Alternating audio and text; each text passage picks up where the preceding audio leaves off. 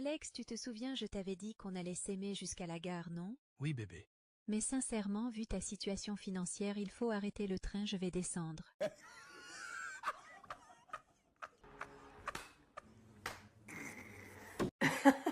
Et tu sais ce qu'on dit, femme qui rit. Femme qui rit est réceptive à l'humour. Femme qui rit à moitié.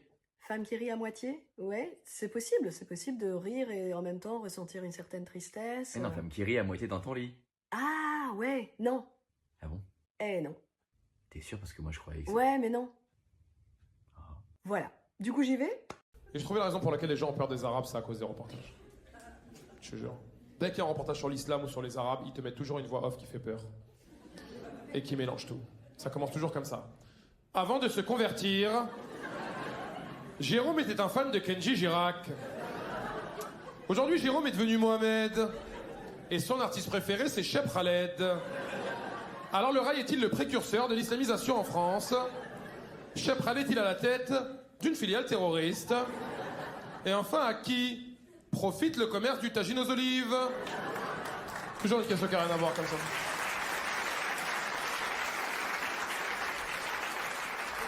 Je sais pas pourquoi ils prennent cette voie-là, les journalistes. Ça fait peur, cette voix, non?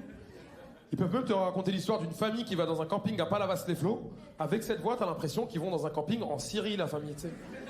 Ils commencent le reportage, ils te font... Pour la famille Pavot, c'est le grand départ. Le père Philippe a économisé un an avant de pouvoir ramener la petite famille en vacances. Mais arrivé sur place, c'est la douche froide. Philippe a oublié son maillot de bain. Voilà, j'ai les résultats de vos analyses. Toutes mes félicitations, vous êtes enceinte.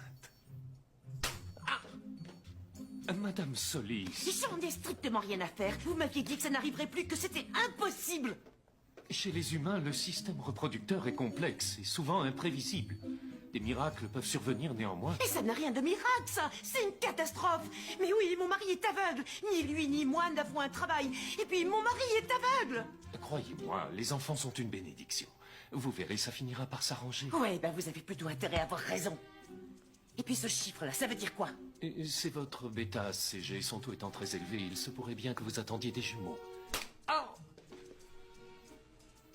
Je disais là, il y aurait quand même beaucoup moins de morts sur les routes si les gens roulaient sur les trottoirs.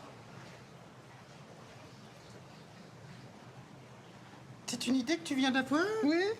Enfin, les trottoirs ont été créés pour qui? Pour les piétons, oui. Pour les protéger des accidents de la route. Oui. Donc si tu leur colles une bagnole qui fonce dessus, il y aura des morts sur les trottoirs. Oui, peut-être. Mais quand même, il y aurait beaucoup moins de morts sur les routes. Ah. Allez, c'est parti, je me lance. 1, 2, 3. Waouh, c'est horrible.